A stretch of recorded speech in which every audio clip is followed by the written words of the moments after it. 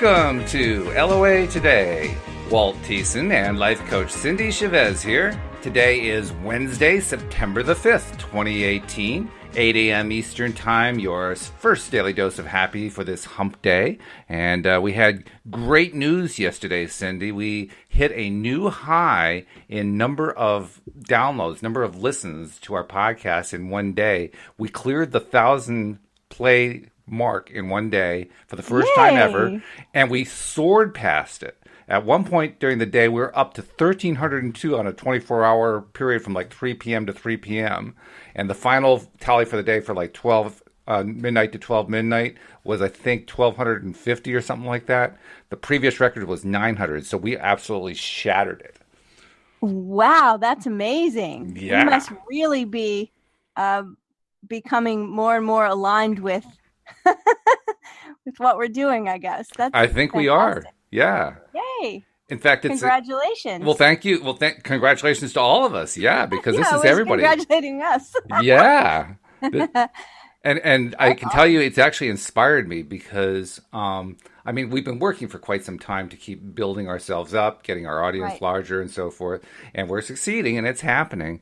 But now having broken that particular record, something about it made me want to really go to town. So I've been really doing some research about different ways to promote the podcast and get ourselves out there to a larger audience so that more and more people find us. And I've actually found a couple of really cool ways to do it. Plus, One Way found us. I mean, you know about this one. One of our listeners, Esther, has volunteered to be our Instagram person, which is just amazing. I never expected in my wildest dreams that one of our listeners would volunteer to help promote all of our shows on Instagram, but she did. So, Esther, thank you so much for signing up, for volunteering to do that. We really appreciate it.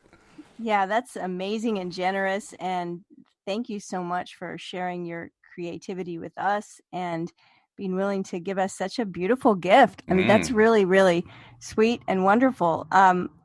It's funny when you were saying this is just way beyond anything I could have imagined or expected. I thought to myself, well, we talk about this all the time. I was talking about this yesterday with somebody that they had brought up, the idea of its equivalent or whatever would be better. They were reminding themselves of that. And I said, exactly. Here's the thing is when we limit ourselves to saying, I really want this to happen and here's how it needs to happen, and we have it all laid out in our mind, the exact plan of however we want something to happen, that we're just limiting ourselves because we're not holding open a perspective that who knows how it's going to happen. It could happen in bazillion different ways. But when we open our perspective to say, I don't know how this is going to happen, it's all coming together, and we keep moving forward and doing the things we're inspired to do, then the universe just starts supporting us in ways we could never imagine, like this. That's true. And the interesting thing we talked about in our conversation was that it always connects us with other people. Yeah. Right. And you and I talked about that yesterday, I think. We said, I don't know how I'm going to find, it was my thought that I had, 10 years or so ago.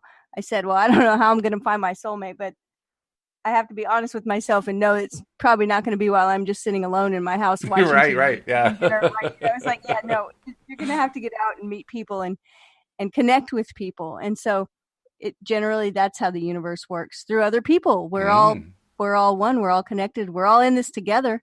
Isn't that a great thing? That's fantastic. Yeah, that's so exciting. It is exciting. It's so much fun. I mean, I love it whenever we hit new highs. I can remember about a year ago, a new high was reaching 1,000 listeners for a month.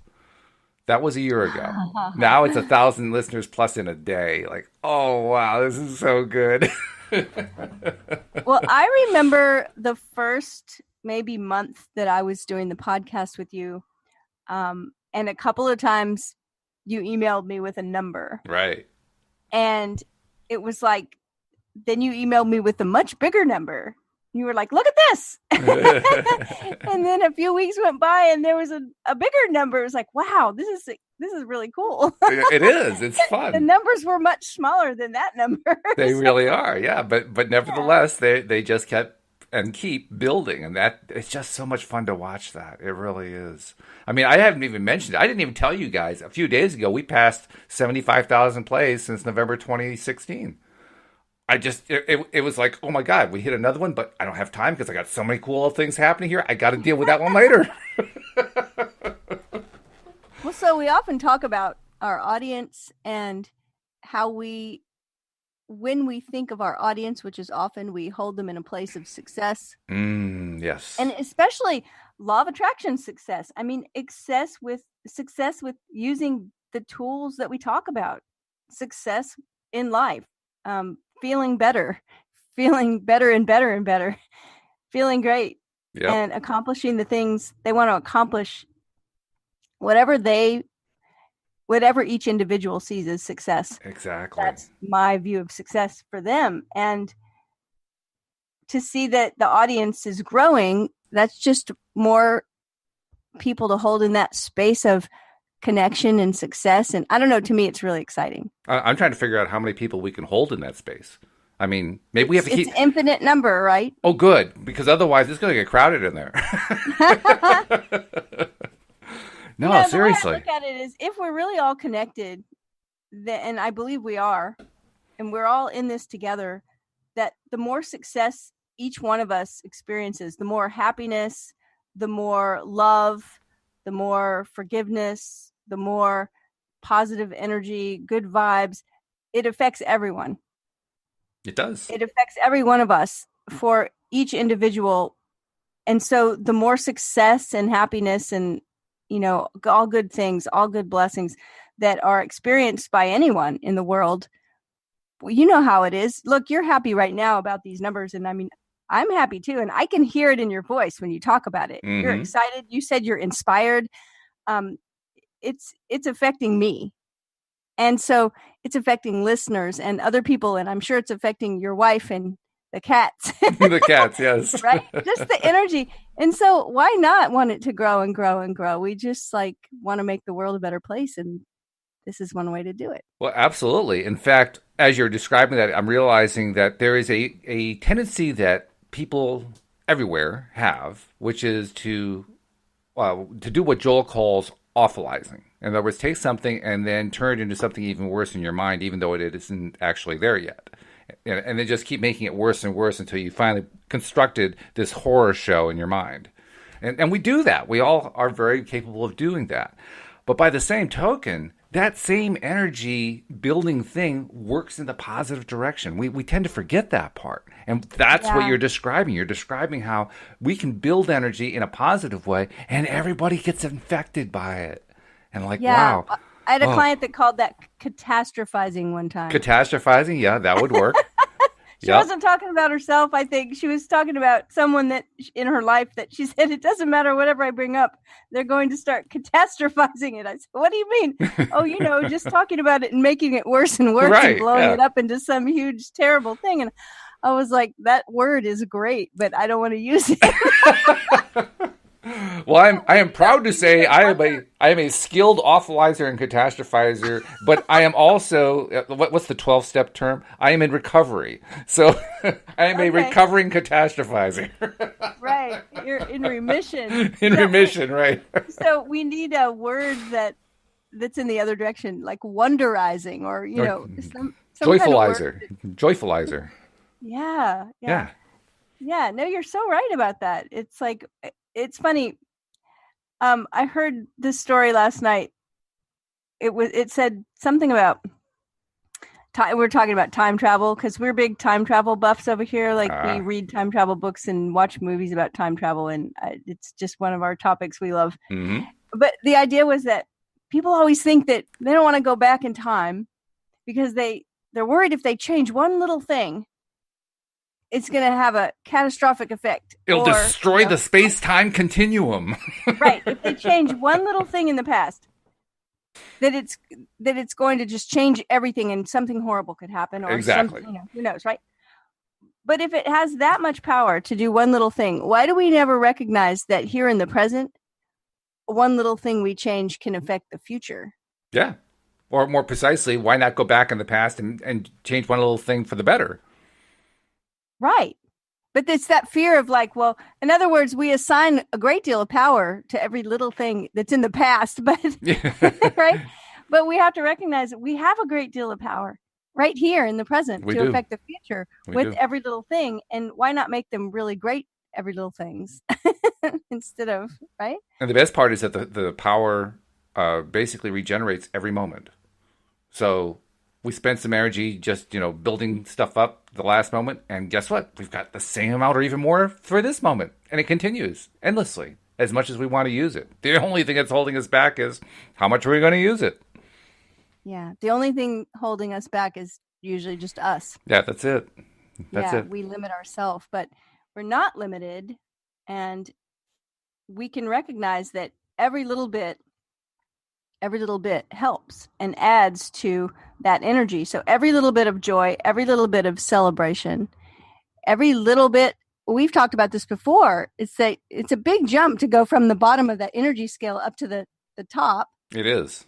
So it's little moves, feeling a little bit better. Right. And then do it again. Right. And again. Yeah. Or in the modern verbiage, wash, rinse, and repeat. Just keep on moving forward. There it is, just over and over and over and over again. Yeah. One of the best ways to do that is to listen to LOA Today. So keep listening. By the way, today's a lovely day in the neighborhood. And I say that advisedly. I was actually just going to ask you about your weather. And, we have a storm system happening here. But yes, it's not affecting us. Good.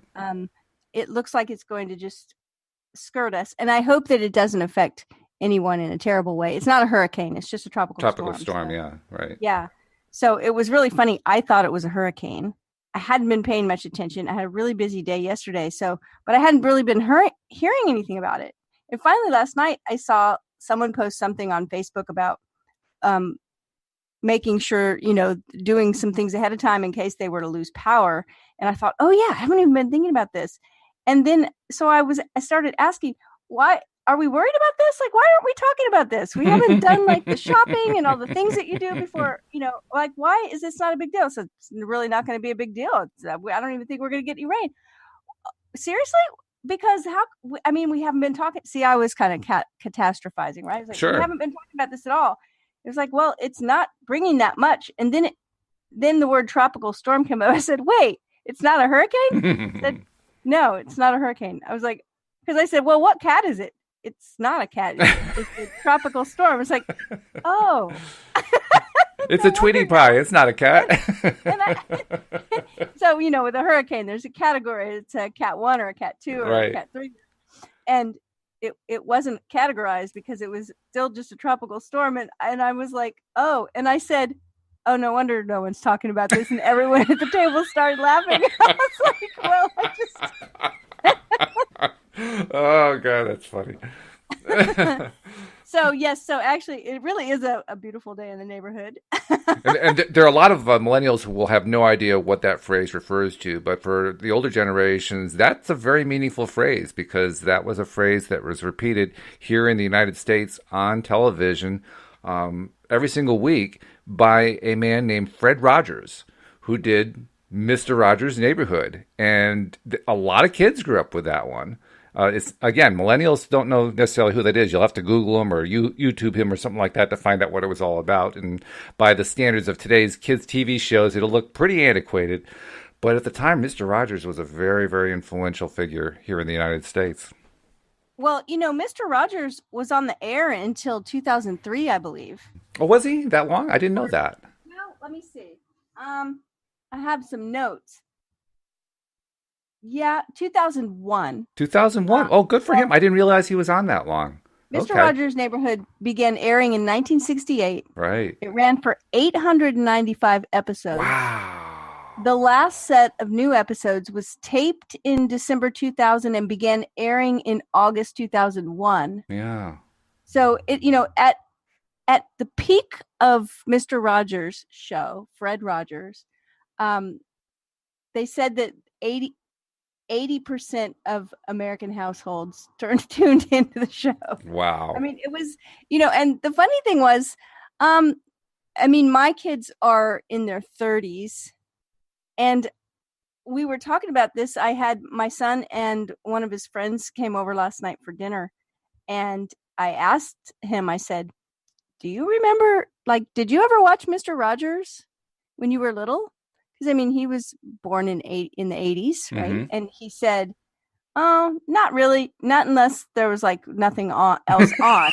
And I said, "Well, I think you would have been really little, right? Like 5 or something." He goes, "No, I didn't really ever see it until I was like a young teenager." And Really? Oh, even then, wow. he said, "If there wasn't, sometimes I would watch it." And so, I said, "Oh," I said, "Well, did you see that there's a movie out about him right now?" And I haven't seen it yet. But when I said that, he said, "Oh, yeah, I saw the trailer. Doesn't it look really good?" It was so Whoa. funny because it was like, he goes, "It looks so touching." Um, I've heard that it's one of the best biopic documentaries ever Really? made. No kidding. Yeah, and it's out right now. I mean, it's in the theaters right Uh-huh. now. And I actually had kind of forgotten about it. We've been doing a few podcasts on people that are wealthy because we had done a whole series of Money and the Law of Attraction, Right? the New York Times bestseller. And at the end of that, we started talking about how still, you know, there's that story that we tell about rich people. Oh, yeah. That and story. and this and that story gets bigger and worse Oh, as we go up yes. the scale from rich people to wealthy people to millionaires to billionaires, and it's Oh, like, oh, God, no. all those horrible evil billionaires. Terrible, terrible people. Yeah, and we recognized, they're not terrible people. People are just people. Right. And there are wonderful people, and there are, people are complicated because we have people that we like to categorize as evil or bad, and Mm-hmm. people wonderful, and sometimes it's the same person. Right? I mean, Depends on your everybody, perspective, right? yeah. And so we decided, well, we should start getting to know some wealthy people, Yeah. Yeah. because think about, I mean, this is the conversation that you and I had off the air. Is like, well, I don't know, I know some really super wealthy people, and they're like great people. Yeah, me too. All the wealthy people I know are super nice, right? So and they do so many good things for the community and for the world. So we need to get to know some of these people so that we change our story, and we don't, because here's what happens when we have this story about wealthy people are awful. um, we put them over there in a group Oh, that doesn't yes. include us because we don't want to be awful. So it's us and them. Right. And we start building this dynamic that holds us away from money. And Yes. since money is so necessary in our world, it's not something we really want to be subconsciously holding ourselves away from. Not at all.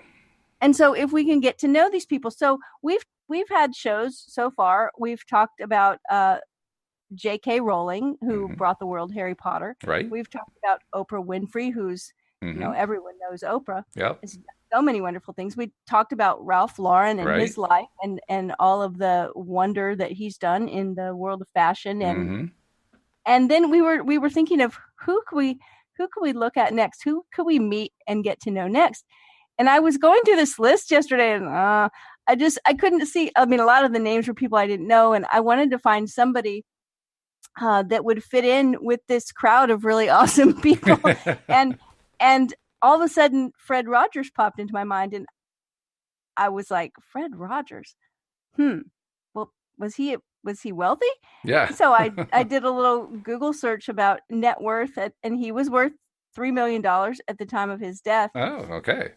So I thought, now this is the part of the story that's so funny. I thought, okay, all right, we can talk about Mr. Rogers, because I love Mr. Rogers. I forgot there's a movie about him right now.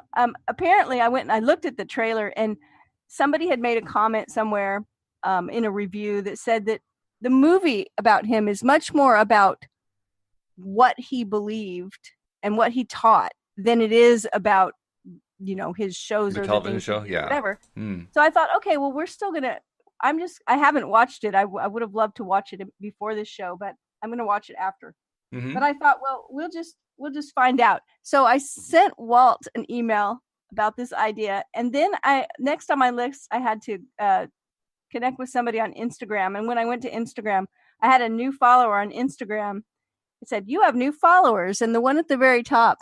I won't out their Instagram handle, but it was long and it had some numbers in it, and also had the word Fred and the word wealth. Oh, yeah. Oh, that's great. That is And I just said, great. "Okay, universe." Yeah, I'm going to take that as a yes. And then Walt wrote back and said, yeah, it sounds good to me. And I yeah. was like, oh, Well, wow. well, it is good, partly because, like you said, we don't really expect Mister Rogers to be wealthy, but he is I mean, or it's was. funny. There are certain names that when you say them, that's pretty much maybe all the hearer will think of is, oh, yeah, that person's really, really wealthy.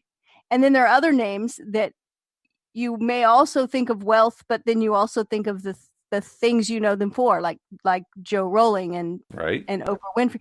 And then, but this name, I never connect Mr. Rogers with any kind of wealth or money. It's like all about him and his wonderful way of connecting with children and people. So Mm-hmm. it's like, oh wow, this is awesome. Yeah. And Yeah. his way of getting started is kind of interesting too, because if I remember correctly, I'm not looking at a source right now that tells me, but if I remember correctly, he was a minister, and he, Well, I mean, yeah. you tell me, but if my recollection is correct, he wanted to do the TV show because he wanted to introduce what he felt was a more loving and from his point of view, a more Christian approach to children's television that they weren't getting. Am I reading that one wrong? That's my recollection. No, he actually he went to school. He was a musician, Hmm. and he started playing the piano and playing music at the really young age, I think 5 or something. And then he went to Dartmouth, and then he graduated from Rollins with a degree in composition, music composition. Oh, really? Okay. And then he got married to his wife, and then he went to seminary. He did. Okay. And the funny thing was, it said he wasn't interested in preaching, and so he was displeased with the way that television addressed children, Okay. and so he thought that television was, you know, just amazing technology, which I mean it is. There Sure. was a story that he came back from college and his parents had gotten a TV, Ah. and he was like, it was a marvel, and he didn't think that it addressed children in a way that it could be using this technology. And so it's really what he wanted to do. It's so interesting. He has a really interesting life. But yeah, so you're right. He did go to seminary and he graduated with a master's of divinity. But he didn't have any interest in being a preacher. Hmm. But I thought, wow, I mean, and there's a guy that got a bachelor's degree in music and then got married and then went to seminary. So Yeah. he's got quite an education. Well, I believe also he was a Presbyterian, and the only reason I know that is I was raised in a Presbyterian church, so that was like a famous person, so to speak. Oh, yeah. Well, he was definitely definitely famous. Looking at the kind of like awards, he received the Presidential Medal of Freedom, 40 honorary degrees, Wow. Wow. a Peabody Award. He was inducted into the Television Hall of Fame, and he was recognized in 2 congressional resolutions. My goodness. And we'll talk about that a little later, but that's a really cool thing in itself. Just, I think about him, and he was so mild-mannered. Mm-hmm. I mean, that's what comes to mind when I think about him. Gentle, Very gentle. kind, Yes. and yet he really made some big statements, and he did them in the way he was, in the way he did everything. I read something somewhere where he said he didn't believe in being a different person while he was on TV, like having a persona. So that was the He real him. That's interesting because he said he he was did such a not gentle believe you person. should be any different, and then he said, and anyway, children can spot a fake a mile away or something like that. It's like, yeah, no, it was him. That was just who he was. It's interesting too because that persona that you would see on television was quite different from every other persona you saw. I mean, he was soft spoken. You described him as a very gentle, loving person. That was the way he spoke too. In fact, there were comedians who kind of made fun of it.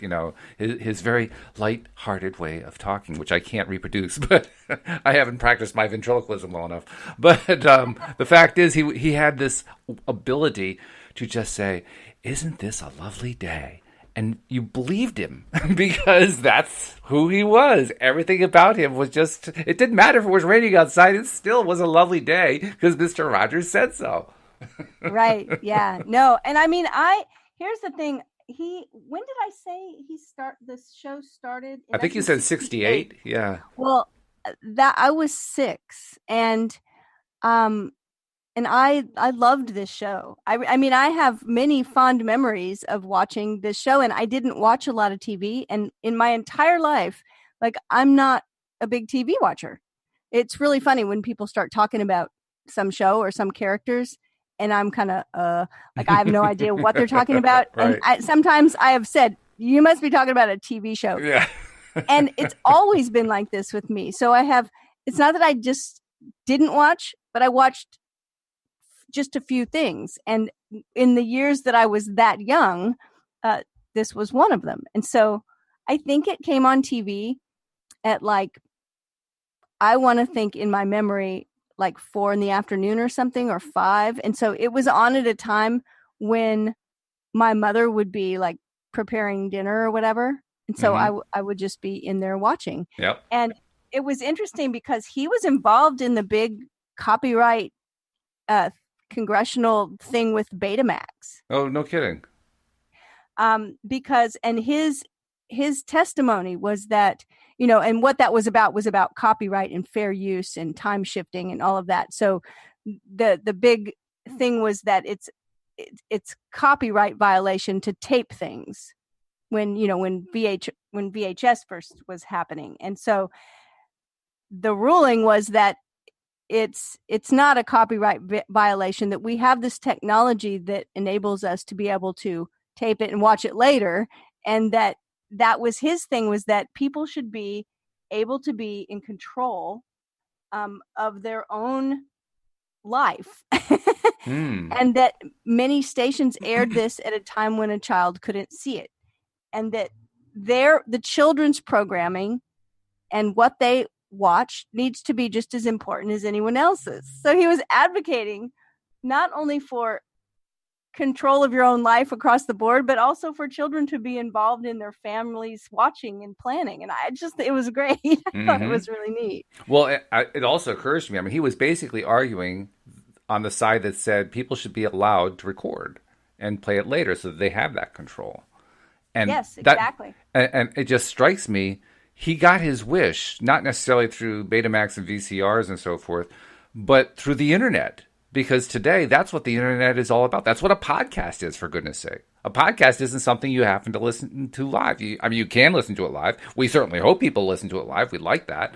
But the vast majority of people listen to the podcast recorded. That's his dream right there. Yeah, it is.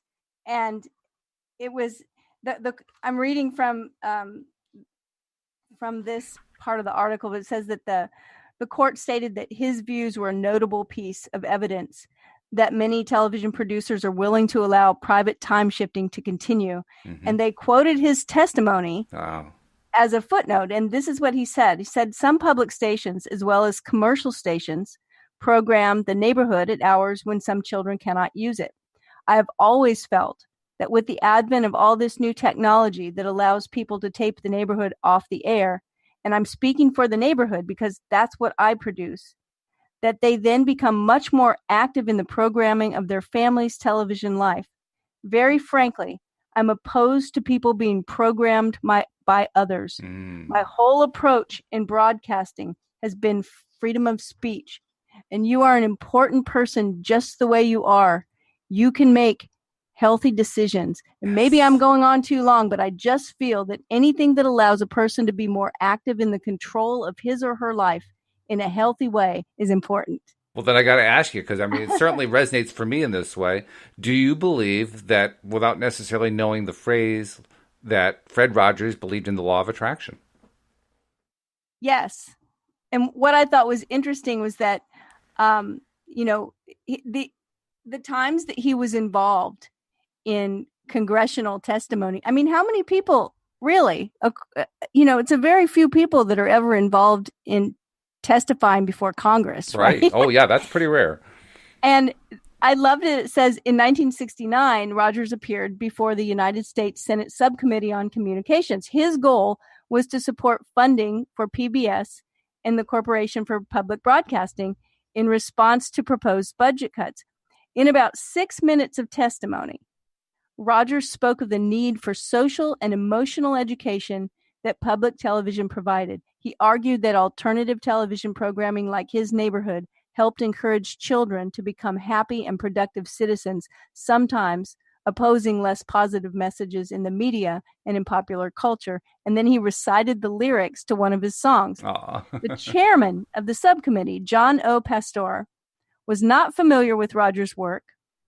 I mean, think about it, this is 1969, so the show's only been on for a year. Right. He was not familiar with Rogers' work and was sometimes described as impatient. However, he reported that the testimony had just given him goosebumps and declared, "I think it's wonderful. It looks like you just earned the $20 million."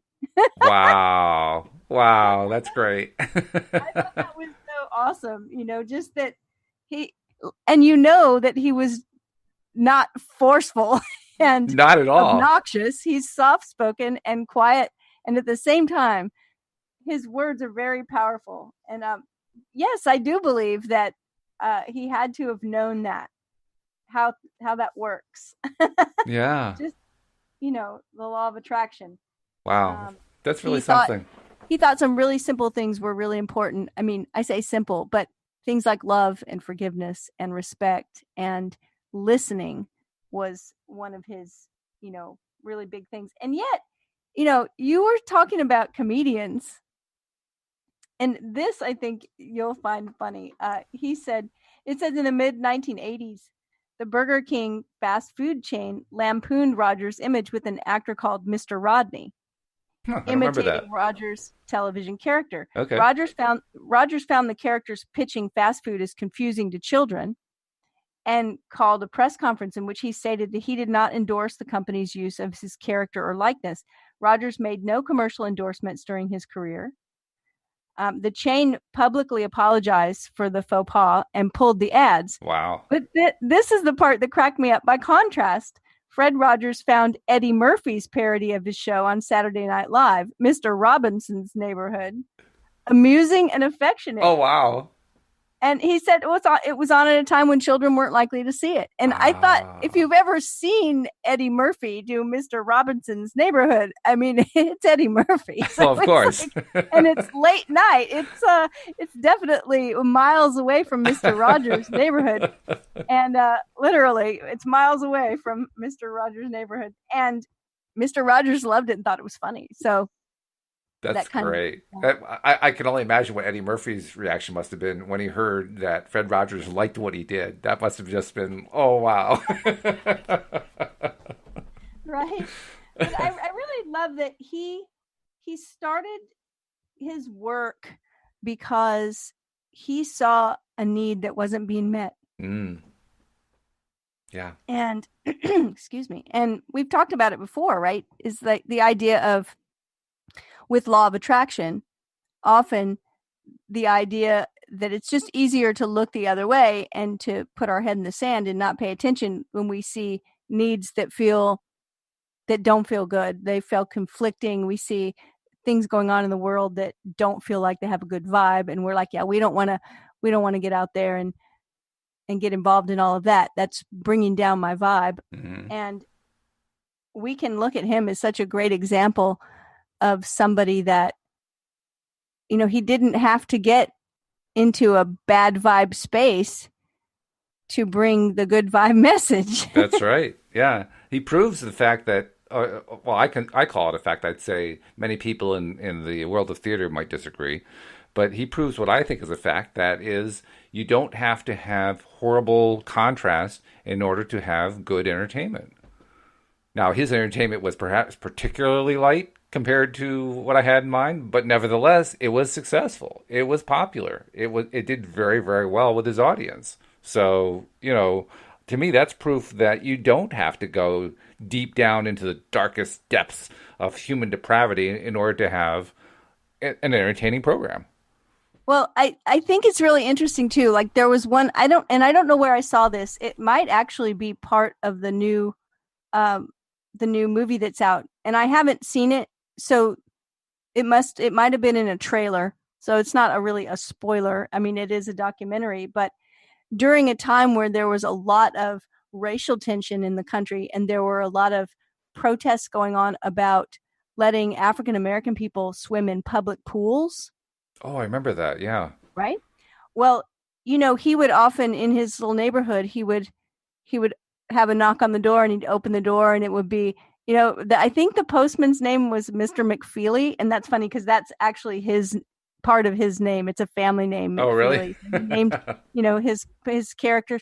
But there was another character and he was African American. He was one of the very first like African American characters in this genre, or I'm not sure, but he, when he opened the door for him, Mr. Rogers had invited him into the place, the yard, whatever, the home, Right. and there was one of those little swimming pools, Yeah. like a little kiddie pool. Right.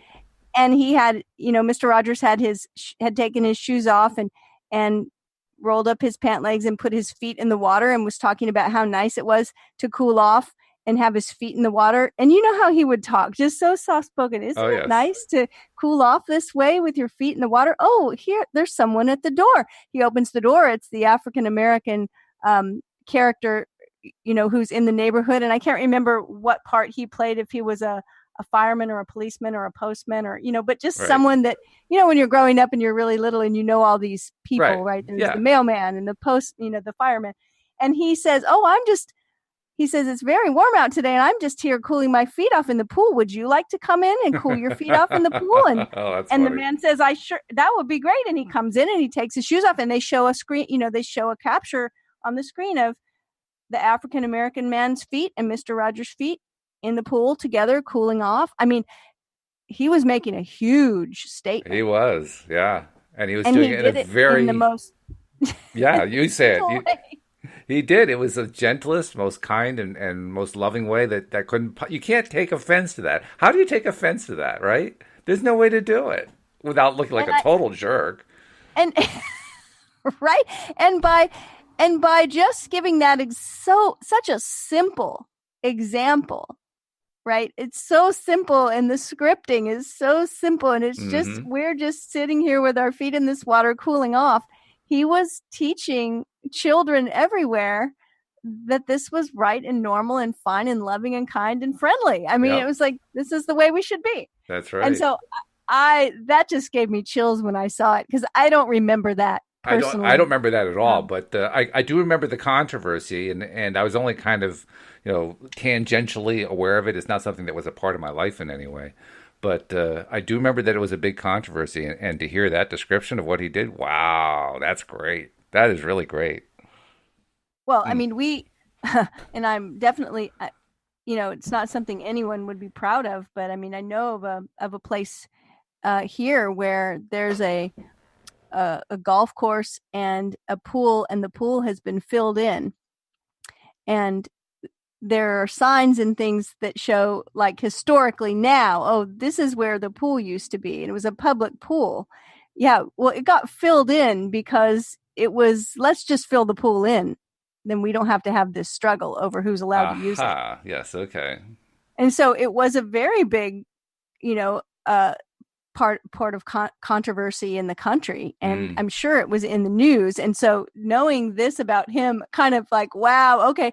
And there were other things too where he was, it's even hard. I keep wanting to use the word outspoken, and it's even hard to use the word outspoken. Yeah, he was more It's inspoken. more like soft spoken. Yeah, so exactly. powerful. So something that jumped out at me that we talk about a lot, that I read when I was going over information about Fred Rogers, was a quote from him. And it was this. He said, the thing I remember best about successful people I've met all through the years is their obvious delight in what they're doing. And it seems to have very little to do with worldly success. They just love what they're doing, and they love it in front of others. Isn't it interesting how often that theme pops up? I mean, we've talked about it with Oprah, with Ralph Lauren, with J.K. Rowling. I mean, every single one of them love what they were doing. and what they are doing. And Yeah, that and does seem to be a common theme. we talked about it yesterday with Oprah. Yeah. With, I mean, because there were, well, you had, I think, a similar quote from Oprah. Mm-hmm. It was the same kind of quote. I, And we talked about Ralph Lauren, how, I mean, he did not grow up wealthy, and he was a tie salesman, tie for crying out salesman, loud. right? But he loved it. Yeah. Yeah. He loved it, and he created his own line of ties. It was like he was passionate about that thing. You told the funny story about him being in the airport somewhere, and a couple over in gets Italy, right? off Yeah. a plane, and the woman is gorgeous, and whoever's with him says, "Whoa, did you see that woman? She is beautiful." And he said, "No, did you see the cut of that jacket he was right. wearing?" So just passionate about whatever. J.K. Rowling, of course, I think her story is pretty famous. I mean, she said, "I have to do this. I have to have a shot at this one arena that I feel I belong in," and it was writing. And so it's the common thing, and yet when you look at what Mr. Rogers did, it doesn't feel common to me, because even though it was very simple, it's really interesting. They talk about the sets and said it was so low tech, it was so low budget. Oh yeah. His whole show, he was a puppeteer before he did his own show for years on another show, I guess. And so he had the little puppets. He developed all of their personalities. He did their voices. And it was all very low tech and low budget. And yet it was so powerful. I was just I did a little research while you're because I hadn't really researched him at all preparing for the show. I'm glad you did all the research and you did a great job, really great job. But I found something and it struck me when I read it because it fit in perfectly with your swimming pool story. Did you know that Fred Rogers was literally colorblind? Yeah, he was. I did know that. I mean, oh my goodness. Talk about a double meaning. I right. saw that. I said, whoa. That's really funny. I didn't connect that, in a metaphorical way, but you're right. That's interesting. Well, and the other thing that stood out to me that I thought was kind of meta for us is that he did some other things, but not too much. I mean, what did I say? He did 895 episodes. Yeah. Of his, oh, geez. That's a lot, right? He also composed all of the music, except for some small little incidental pieces. But anything that was repeated and that he did, over and over, it was all his own work. But one other show that he did it for PBS, and it was called Fred Rogers Heroes. And I didn't dig into this really deeply, so I don't know who the four people were, but he did documentary portraits of four people whose work helped make their communities better. And I was like, oh, that's kind of what we're doing. It is very similar. Yeah. Yeah. Yeah. In fact, how interesting. Didn't you tell me that before he went to seminary, he went to music school? So he used what he learned in music school to write the music for his show. Right. Yes, he has a bachelor's degree in music composition. Yeah. So, yeah. And he wrote all the music, everything. I mean, this man was a huge talent. Mm-hmm. With really not much of an ego that I can see. There's not much of a huge ego attached to the huge talent. Big smile, though. That's one thing I really remember about him. It's especially noteworthy, given that we talked earlier about how the person you saw on television was the real Fred Rogers, and yet he smiled all the time. So it makes me wonder, did he smile all the time in his private life? If he did, he was a very happy person. It's like, yeah, I think that was the real him. And it's funny because he talked about things with kids that he felt were really important, and he talked about feelings a lot. Yeah, that was unusual too for that time period. Right. And he talked about feeling sad, and he talked about all the other feelings besides just happy. And he was honest about those things. And I think that's part of what makes him so powerful and his message so powerful, is that he talked about things that people don't always want to talk about. Mm-hmm. And he did it in a very honest way. One of the quotes that stood out for me was that he said part of the problem with the word disabilities is that it immediately suggests an inability to see or hear or walk or do other things that many of us take for granted. But what if people who can't feel or talk about their feelings or manage their feelings in constructive ways? What if people who aren't able to form close and strong relationships, and people who cannot find fulfillment in their lives, or who have lost hope, who live in disappointment and bitterness and find no life, find no joy and no love? He said, these, it seems to me, are the real disabilities. Mm. And that is something that personally I do remember about him and his show, is that he explained so many things that were important to me to know when I was 6. Well, what are some of the things that stood out? I mean, as you look back, is there anything that stands out as like, yeah, that was a big lesson to learn, or that was a big message to receive?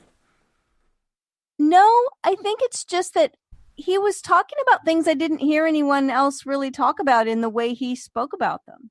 Oh, okay. And you know, feelings and forgiveness and peace and love, I mean, they're deep topics, so we don't always talk about them with children. Mm-hmm. You're And right. By the way, speaking of forgiveness, because as you said that word, that's a word I associate with him. really, I didn't watch The Neighborhood very often. You know, I saw it, I was aware of it, but you mentioned it came on in 1968. In 1968, I was 11 years old, so I was already a little bit past the initial demographic for it. And right. so I just never really got into it much. And yet, forgiveness was a theme that I really associate with him from the little snippets that I did see. Like, forgiving was really, really big. And that was, oh, I don't know how to explain how unusual that was. You never saw anything about forgiveness on television at that time. You Well, never, ever saw it. that's interesting to me that you say that, because one of the quotes, and I only marked like 3 or 4 quotes of his, was about forgiveness. And Mm, he said, forgiveness is a strange thing. It can sometimes be easier to forgive our enemies than our friends. It can be hardest of all to forgive people we love. Like all of life's important coping skills, the ability to forgive and the capacity to let go of resentments most likely take root very early in our lives. And I thought, oh, wow. I mean, our ability to forgive and the capacity to to let go let of go. resentments Yeah. takes, that capacity and ability takes root very early in our lives. That's really interesting, because I don't see that it's a thing that gets discussed a whole lot very early in our lives. Not even now. No. Well, yeah, right. And it's really, really important. It's one of the, as a matter of fact, when I'm coaching people privately around law of attraction stuff, using law of attraction and teaching law of attraction, forgiveness is one of the first things I bring up, Mm-hmm. Sure. because it whole unforgiveness holds us in a space where we are full of resistance. Exactly. Yeah. One of the things I often say with somebody I guess you could say I'm coaching. I don't really think of it that way, but I'm helping somebody on a Facebook group. You know, somebody in one of the law of attraction groups, and they've got some issue, and they're really mad at somebody or whatever. And and there even are times where they'll say something like, "I can't forgive them," and Mm-hmm. I'll focus on in some ways saying, "Well, remember the purpose of forgiveness is not to forgive them for their sake; it's for your sake, so you can let go of it." And inevitably, I get the response, "Oh yeah, I never thought of it that way." Yeah, right. It's like that saying that says, holding unforgiveness is like, you know, drinking poison and expecting the other person to die. That's good. I like that. I never heard that one. I mean, we forgiveness is for us. It frees us. A lot of people don't want to forgive because they think it's like letting the other person off the hook for whatever terrible thing they Right. did. Right. And I always say, no, you're letting yourself off the hook from Yes. carrying this terribly heavy weight that you're carrying around. It has nothing to do with them or letting them be off the hook. Whatever happened is in the past, but it's that you don't have to carry this around anymore. It's Exactly. it's an energy drain. Unforgiveness is an energy drain. Oh, it's a And huge energy drain, and it's one of many energy drains, but it's one that probably gets the least amount of attention. I mean, if you look at the other negative emotions, fear and anger and frustration and all, they're the sexy ones. They're the ones that get all the attention. But this one, no, unforgiveness gets almost no attention at all. yeah, and it's so important. But I want to share a couple quotes that I marked because I think Sure. they're so powerful and they kind of go along with this. Um, Mr. Rogers, it's so funny because the name of his show was Mr. Rogers' Neighborhood. Right. And his name is Fred Rogers, but I can't help but just call him Mr. Rogers, which cracks me up because, I don't call you Mr. Thiessen, right? It's Right. like Mr. Rogers. But Mr. Rogers is dear to so many of us. He said, in the external scheme of things, shining moments are as brief as the twinkling of an eye. Yet such twinklings are what eternity is made of. Hmm. Moments when we human beings can say, I love you. Oh, I'm proud of nice. you. I forgive you. Oh, I'm grateful for you. That's what eternity is made of. Invisible, imperishable, good stuff. I Love, like it. love and trust in the space between what's said and what's heard in our life can make all the difference in the world. I thought those quotes were so beautiful. And then he said, there are 3 ways to ultimate success. So you ready? I'm ready. The first way is to be kind. The second way is to be kind. And the third way is to be kind. Yeah, that was Mr. Rogers all over. He was the epitome, the embodiment of kindness. And something that this is not from Mr. Rogers, this is just from me, but it's important to recognize that there's a difference between being nice and being kind. Being nice is often when we turn the other way and let something happen that's not comfortable for someone. Hmm. Being nice is when we laugh at a mean joke because we don't want to be mean and speak out. Hmm. Being nice is so much when we stuff down any kind of opinion we have because it might not be heard. And I don't know that Mr. Rogers was nice as much as he was kind. So when you're able to stand up for someone else, when you're able to tell someone that the thing they just said isn't funny, it was mean, when you can do those things that aren't so nice, right? They're not nice, they're real, and still be kind.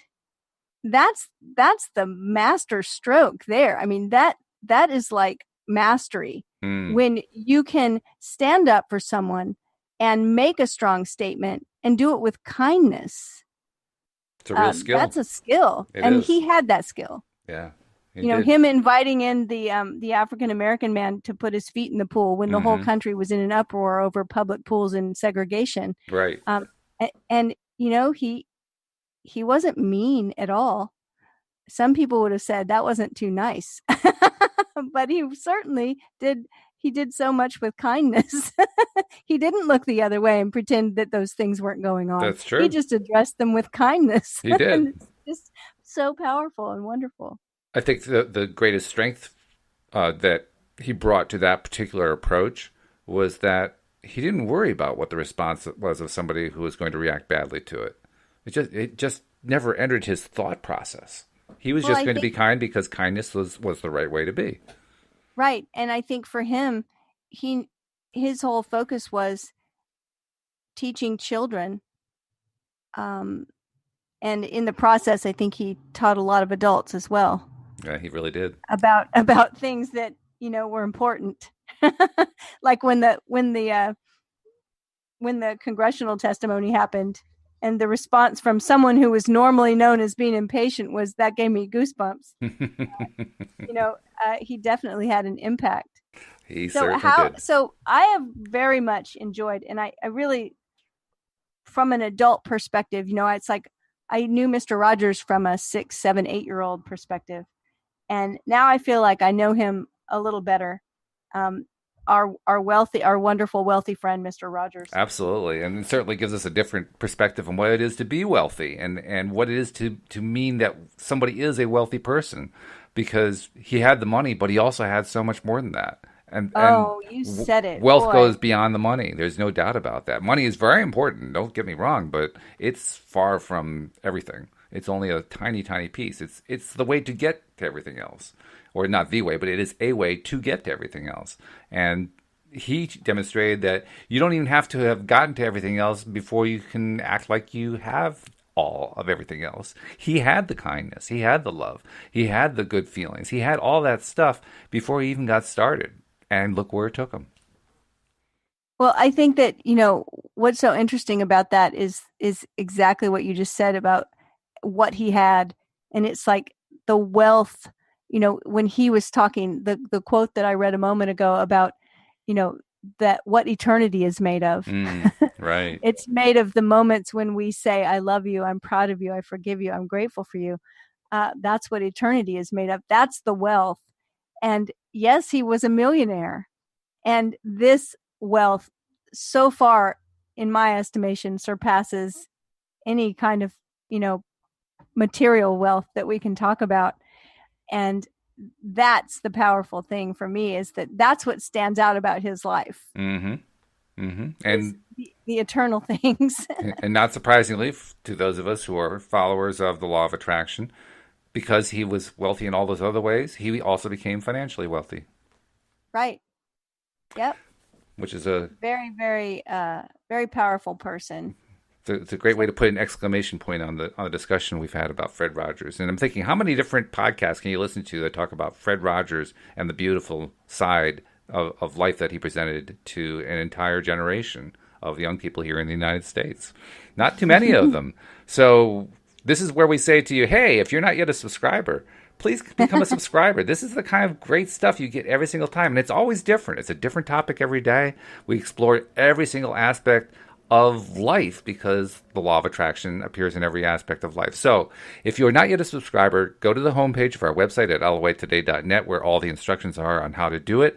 If you're on an iPhone, you can just go directly to your podcast software that's built right into your iOS operating system and open it up, do a little search, and look for LOA Today, and boom, there will be. Just subscribe, and now all of a sudden, you got all of our episodes coming right to your iPhone. Same thing on an Android, except you have one more step. Go to the Play Store first to get your podcast software. There's lots of them out there. Just install a podcast playing app, and then once you have that, open that up, do a search on LOA Today, and you'll find us and be able to subscribe as well and get all of the episodes coming to your smartphone. And for those of you who are already subscribers, please take a moment to go out to your favorite social media site and post something about loatoday.net because you're helping to spread the word. We already are seeing the results. Look at that. We broke a record yesterday, Cindy. Yay! We broke a record. record. I'm sure it's because people are sharing it. We just need more people to share it. That's all. I mean, it's still a small minority who are doing it, but more and more are doing it. So please take a moment and just go to Facebook or Twitter or Instagram or LinkedIn or whatever you like to use. And just post something about loatoday.net so that other people can find out about it as well. And Cindy, before we leave, give us a little idea of how they reach out to you. Because, I mean, if there's anybody who knows Mr. Rogers, it's you. And if there's anybody who knows coaching, it's you. And, there are probably some Mr. Rogers fans out there who say, maybe I need a little help with some of my personal stuff. How do they reach out to you? Well, you can find me online at cindychavez.com, CINDIECHAVEZ.com. And it's that same name, Cindy Chavez. You can find me on most of the social media platforms, Twitter, Facebook, Instagram. However you find me, just give me a shout, say hello, and let me know that you're listening. I'd love to connect. And thank you for joining us for this lovely day in the neighborhood. Thank you. That's awesome. It is. That's the only singing you're going to get out of me. Sorry, I don't do anything more than that. But let's put it this way: if you do want to hear more singing, you're going to have to come back next time. Okay? Maybe I'll give a little teaser out there, right? So we hope you do join us next time here on LOA Today. Goodbye, everybody. Bye, everyone.